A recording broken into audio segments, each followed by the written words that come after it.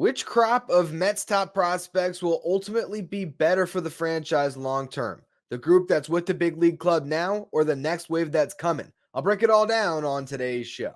You are Locked On Mets, your daily New York Mets podcast. Part of the Locked On Podcast Network, your team every day.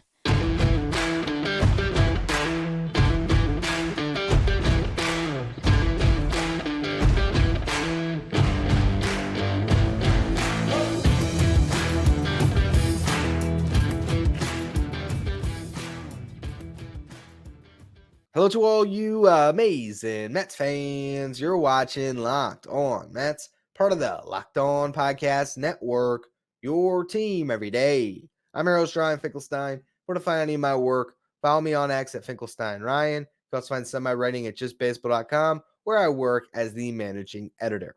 Today's episode is brought to you by FanDuel. Make every moment more. New customers who join today will get $200 in bonus bets if your first bet of $5 or more wins. Visit FanDuel.com/lockedon to get started. Now, if I asked you today, which trio of Mets players will have the most value to this franchise over the next decade? Francisco Alvarez, Brett Baty, and we'll go with Mark Vientos because he's the healthy one over Ronnie Mauricio. Or the top prospects coming up, Luisangel, Acuña, Drew Gilbert, and Jett Williams. Which trio will be better for this franchise? I'm guessing that 90 to 95% of the audience would say the top prospects that are coming, because Brett Baty and Mark Vientos were not good last year. With that said, this is the perfect encapsulation of, grading out top prospects and what happens when they debut. Whenever a guy's a top prospect or a consensus top 100 prospect, even more, we only think about the ceiling, the future value, how good they're going to be. We forget how hard it is to succeed in Major League Baseball. But if you really look at where the current crop of Mets top prospects that are on the big league roster, were when they were top prospects, and compare that to this group coming, it's not that different. The third guy, maybe, because Mark Vientos, Ronnie Mauricio, they weren't consensus top 100 guys. But you'd be hard-pressed to say that whichever combination of two of the Mets' current top prospects was more highly regarded than what Brett Baty and Francisco Alvarez were when they were prospects. Brett Baty, we forget, just last year, a year ago, was a consensus top 35 prospect in baseball. And the year prior, he was consensus top 40. In 2022, Baseball America had him at number 39. MLB Pipeline had him at 27. Baseball Prospectus had him all the way up at number 13. And for my company, Just Baseball, we had him ranked at number 20. Prior to 2023, Baseball America had him at number 33.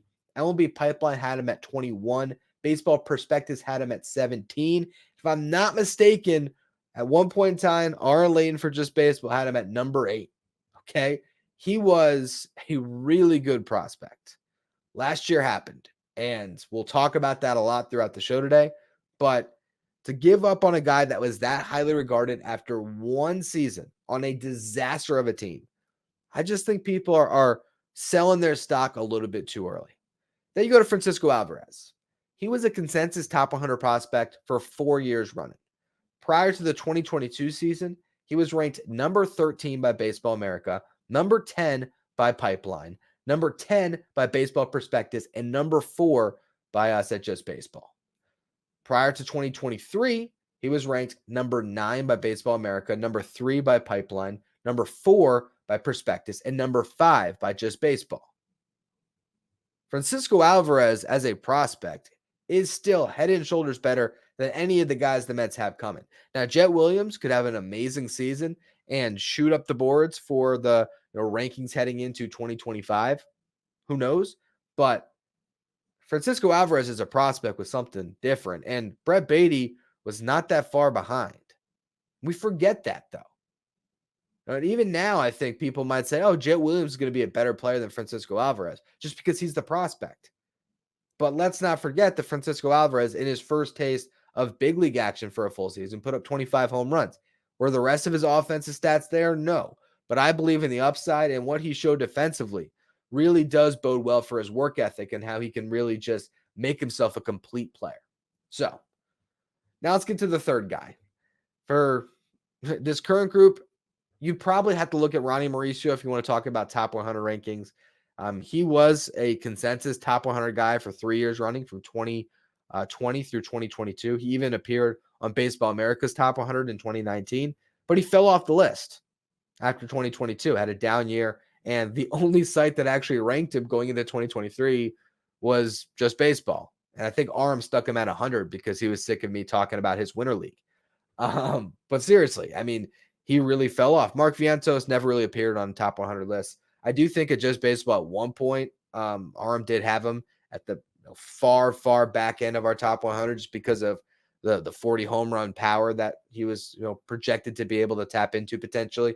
But that third prospect does drop off a little bit. So that is what the Mets have coming. They have a volume that they just simply didn't have with this wave. But again, you never know what these guys are going to become. Now, let's look at the current crop, where these guys are getting ranked. We've talked about it on previous shows. I'm not going to get into each site, but Jett Williams has appeared as high as number 23 this offseason by Prospectus. Drew Gilbert, also by Prospectus, ranked at 29. So Baseball Prospectus has the Mets having 2 top 30 prospects right now, and they have Acuña at 76. Acuña's highest ranking that I've seen so far is by ESPN. Riley McDaniel has him at 58. He also has Drew Gilbert at 39 and Jett Williams at 31. So again, 3 consensus top 100 guys. That is one edge that this trio has over the current Mets crop. But none of them are ranking as high as Francisco Alvarez did, where for a good period of time, he was kind of fringe top 10 consensus and was as high on some boards as number 3 in all of baseball. I just, want to caution some fans about always believing that the prospects coming are better than the guys that are on the team now, because the line of development, it's not always linear. Things can happen. There can be ebbs and flows. I don't believe that Jett Williams is going to see his stock crash, but I also went into last year kind of high on Alex Ramirez. Now, I think Jett Williams is a way safer profile than Alex Ramirez did, but that is just the point that you never know with prospects. And I feel like this current group of young players that the Mets are banking on this season, if they don't go out and get a DH particularly, I do think that there is enough upside here to still dream on them. I do think that the Mets could still have, of this wave, if you include Vientos and Mauricio, 3 starting level players and potentially 2 AllStars if everything breaks right. And that is not nothing. That would be huge for this franchise moving forward. So I want to talk about where that group is now in the next segment as we head into a massive year for all of them. Before we get to any of that, though, today's episode is brought to you by Ibata. We could all use a little extra cash in our pockets. Make sure you're getting cash back on all of your everyday purchases with Ibata. Ibata is a free app that gives you the most cash back every time you shop on hundreds of items, from groceries to beauty supplies and more. The average Ibata user earns $145 per year. That could cover the cost of an entire trip to the grocery store. Other apps, they'll give you points that don't amount to much. With Ibata, just add your offers in the app, upload your receipt, and you get real cash that you can cash out to your bank account, PayPal, or gift cards. Join the over 50 million users saving with Ibata and earn cash back every time you shop from over 2,700 brands and retailers, including Lowe's, Macy's, Sephora, Best Buy, and more. And right now, Ibata is offering our listeners $5 just for trying by using the code LOCKEDONMLB when you register. Just go to the App Store or Google Play Store and download the free Ibata app to start earning cash back. Use that code LOCKEDONMLB. That's Ibata, IBOTTA, in the Google Play or App Stores, and use the code LOCKEDONMLB. This season, there's a very real chance that we could be watching Francisco Alvarez, Brett Baty, and Mark Vientos starting together in the same lineup on a regular basis. Now, if you asked a Mets fan 2 years ago if they would be excited to watch those three guys start together in 2024, who wouldn't say yes, right? That's the funny thing about prospects. You go back 3 years and listen to a Locked On Mets episode in 2021 on a Friday Farm Report, and just imagine the things I was saying about these guys.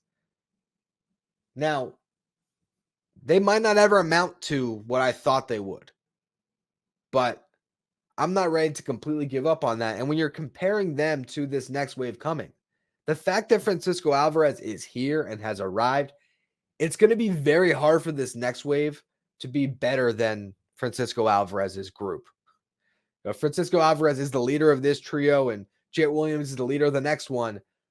And obviously, they'll all be playing on the same team. So this is a hypothetical that never is going to amount to them actually going head-to-head. But just for argument's sake, as you're looking at who will bring more value, Francisco Alvarez really just carries his group, because I think he showed us his floor last year, and that's 25 home runs and great defense. I know we're doing our top 10s at Just Baseball right now, and we ranked him at number 9 in all of baseball among catchers. So he's already a top 10 catcher in the game, and he's entering year 2. And I look at the league and I see JT Realmuto and Wilson Contreras as catchers that are still great, still better than Alvarez, but are starting to show some decline, particularly defensively. So I could see Alvarez sliding up into that top 5 this year. And how much staying power does Jonah Heim have? If he does, okay, maybe not. But there are guys that I could see Alvarez leapfrogging. And when you're talking about being the top 5 in baseball at a position, which Alvarez can get to, I think he will get to in the next 3 years, that's a ton of value. And I did break down this on a full episode on Alvarez I did a couple weeks back. So you can, if you want to hear more about him, you can go back and watch it, because I think the best season of Alvarez this year is a monster campaign where he can really just change the fortunes of the Mets in a hurry. If he reaches his ceiling this year, not even to put a ceiling on him, but if he reaches an all-star level this season, that's going to change everything. But I also feel like Brett Baty, because of the range of outcomes, could swing things even further, because he could continue what he did last year and just erode when it comes to value. Or he can have a nice bounce back year, be someone in the middle, and prove that he can be a starter at third base at least. Or he can even be higher than that. He could completely flush the down year and get back to being a guy that, again, was once a consensus top 35 prospect in the game, with some ranking him inside their top 20. I wanted to read the scouting report that Baseball America had on Brett Baty going into last year, because they were the lowest on him amongst all the different sites. And I just like Baseball America's analysis. So this is what they said about him. Baty homered in his first big league at bat, a validation of the work he had put in to hit the ball in the air more often in 2022. He lowered his ground ball rate from 56% to 44% as he climbed to the upper levels of the minors. He was hitting all of his benchmarks in 2022, hit the ball hard with regularity, near 92 miles per hour in his average exit velocity, with a 90th percentile reading of 107 miles per hour for his max exit velocity they're talking about. Say he didn't chase out of the zone often. He made contact when he swung at pitches in the zone. He takes his walks, should be a high on-base hitter with above average power. Baty has improved his defensive play at third base, where his plus arm plays, but his range and release grade as more capable than outstanding. They talk about him starting in left field and how a more playable third baseman could push him into left, or a stronger defender at third could push him into left. But they describe his future as a good hitter with power who will bat towards the middle of the Mets lineup at his peak. That's still pretty high praise for what they thought Brett Baty could be. And if he can get to some semblance of that, and he ends up being your starting third baseman, which I would not give up on now just based off of one down year, you might have 2 really good players anchoring your team at tough positions, third base and catcher. Now you look at the other guys. This year we're going to get probably a whole lot of Mark Vientos, unless the Mets surprise us and sign JD Martinez.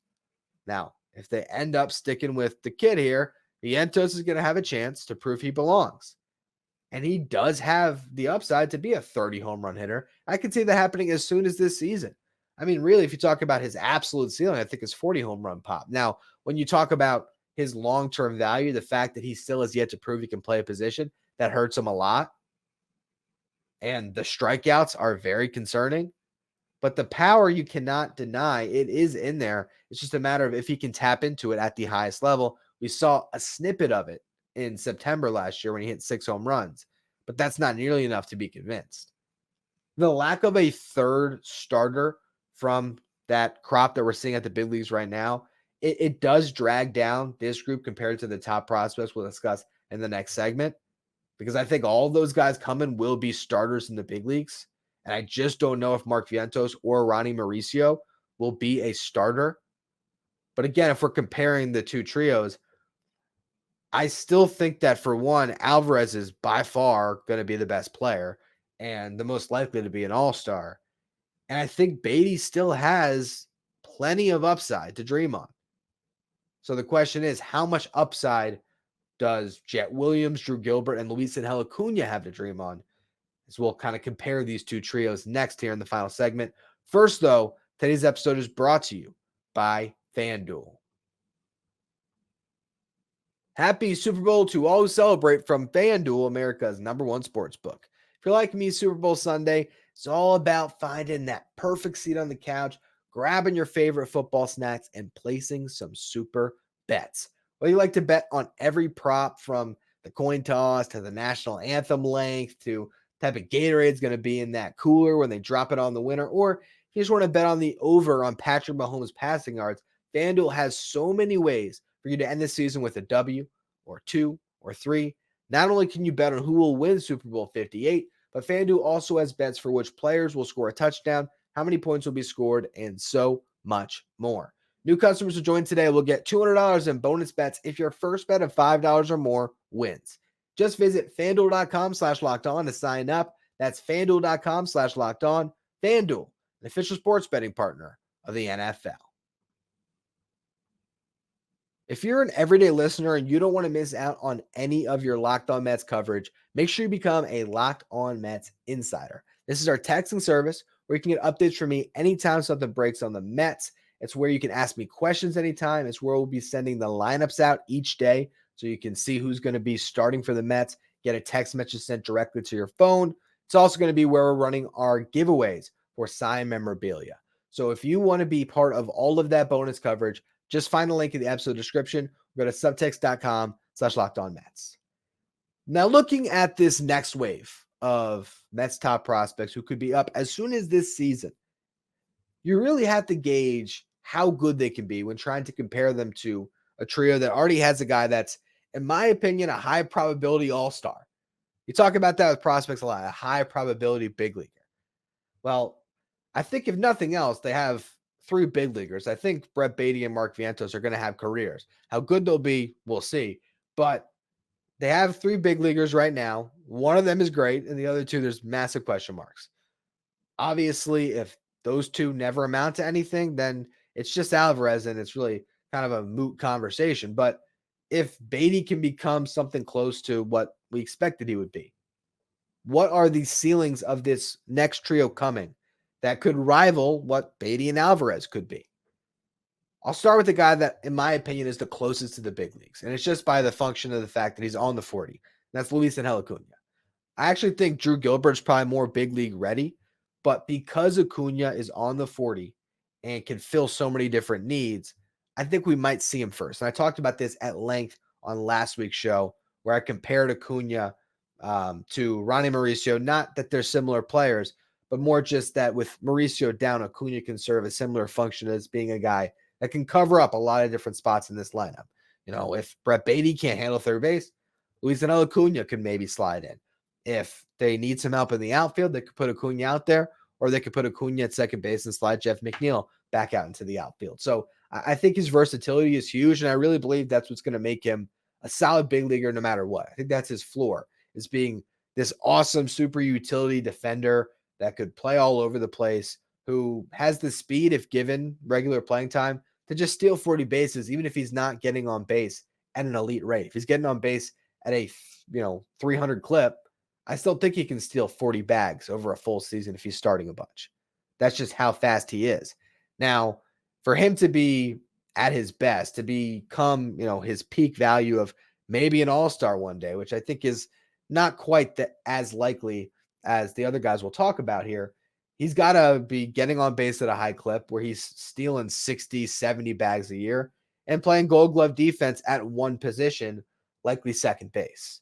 I think he can get there, but of the three prospects, I do think I'm the lowest on Acuña, but I still think he's going to be a valuable piece for the Mets, whether that's a guy that tears the cover off the ball in AAA and ends up getting traded at the deadline because they have Jett Williams, who's just a little bit better and has a similar profile, or if that's as a guy that can just be on this team for, 6 years and fill in a lot of different places. Now, Jett Williams, though, could be the best of the bunch. I mean, you can really dream about a perennial all-star here if everything breaks right, because he is just an on-base just machine. I mean, the fact that he walked at a near 20% clip for, both high A and double A, or sorry, low A and high A, and then made it up to double A. He jumped so many leagues. I'm forgetting this season. He started off last year, had a great run in St. Lucie, ended up in Brooklyn. It was so good there, even better in high A than he was in low A, that he ends up in double A, hits a home run in a playoff game there. There's so much to dream on with Jett Williams. I don't even know what position he's going to play. Like, he could be a starting shortstop if you didn't have Francisco Lindor. Part of me wonders if you're wasting his arm and his athleticism at second base, but he could be elite there. He could be playing center field for you. So there's a lot that they can do with Jett Williams. I think there's a better chance that he taps into power than Acuña does. And just, he also has the same base stealing ability. I'd say Acuña right now isn't a more accomplished base stealer, but Williams is going to be on the bases more.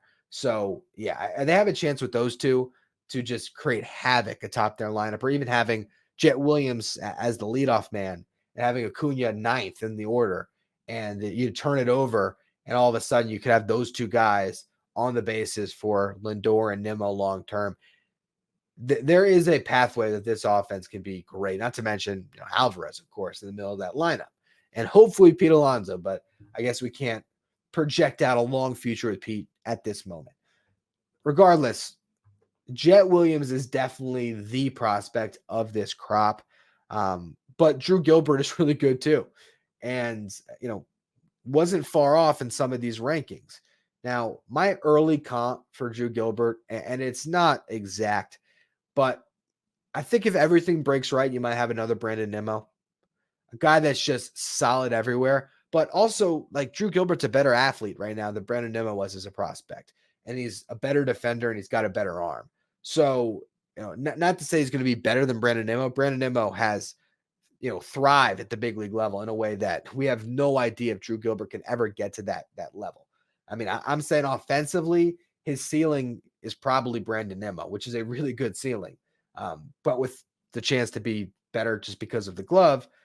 Overall, though, he's just solid. I mean, that's the only way to describe him. He's solid defensively. He's solid on the bases. He's solid with the bat. He's got good power, maybe not great, but good. Like, he's a high probability big league starter in my eyes. I really think that he's going to be starting in right field or center for a long time for this Mets team at some point, as soon as maybe even this year, honestly. So with that in mind, and the high probability in my eyes that we're going to see Drew Gilbert and Jett Williams both be starters for this team as soon as 2025 and for years to come, and then Acuña as someone that is going to serve this roster really well, whether he's a starter or not. If he ends up staying with the Mets, he's going to be able to be a great bench piece regardless. I mean, you look at speed and defense, that's something, and defense at multiple positions. Like, these three guys are going to be a big part of the Mets for a long time if they all stay with this club. Because of that, and because of the uncertainty we now have on Baty and Vientos and Mauricio to a certain extent as well, I maybe lean the new kids coming, but Francisco Alvarez is still, in my eyes, going to be the best player. And I would not be surprised at all if this conversation changes drastically by midseason because Brett Baty or Mark Vientos has a breakout. And the good thing is they're not competing against each other. They're all on the same team. And so if even two of each trio works out as starters, and you have four homegrown, and I know some will say, Drew Gilbert, Acuña, they're not homegrown. They were trades. In my eyes, if you debut at the club, I still call you homegrown. Regardless, if you have four guys that came through your system who are under team control, starting together, and you have Francisco Lindor and Brandon Nimmo under contract, there's only so many spots on the field, not to mention Jeff McNeil's under contract. And if you end up keeping Pete Alonso, you're up to 8 players on your field that it could be really good starters. So the Mets core is coming. It really is. I think there's going to be a long window for the Mets to contend. I think the future is very bright. And if you're thinking of it along those lines and you're worried about this year, really take it all for what it's worth and understand that having a season to see what you got in Brett Baty and Mark Vientos in particular, based on what they were supposed to be as prospects, and really looking at Baty. That is what this franchise should be doing. And that's why I think they don't sign Justin Turner. And it's why I don't think they should sign Gio Urshela either.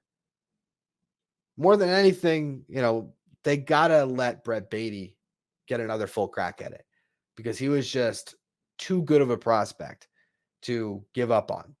Now, Mark Vientos, I do like him. I do think he could be a solid DH for the Mets this year, but he wasn't a good enough prospect to sort of bring everything to a halt when it comes to your current team.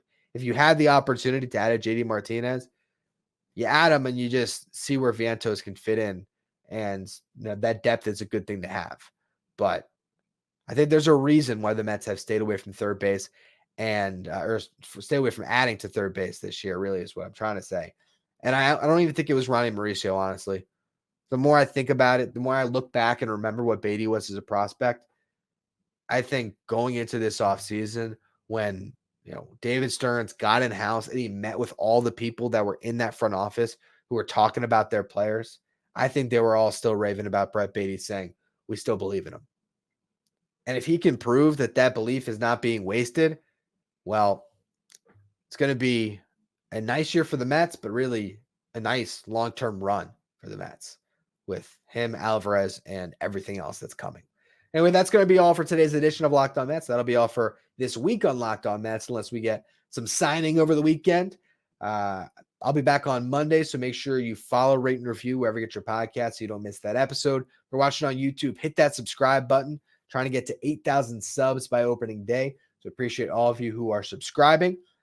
Make sure you follow me on Twitter at Finkelstein Ryan. Follow the show at Locked On Mets. Thank you for making Locked On Mets your first listen every day. Now, for your second listen or your second watch, head over to YouTube and watch the first ever 24/7 streaming channel covering everything in the world of sports, and that is Locked On Sports Today. With our local experts from each team and our league-wide experts from each league, you'll find Locked On Sports Today streaming 24/7 on YouTube.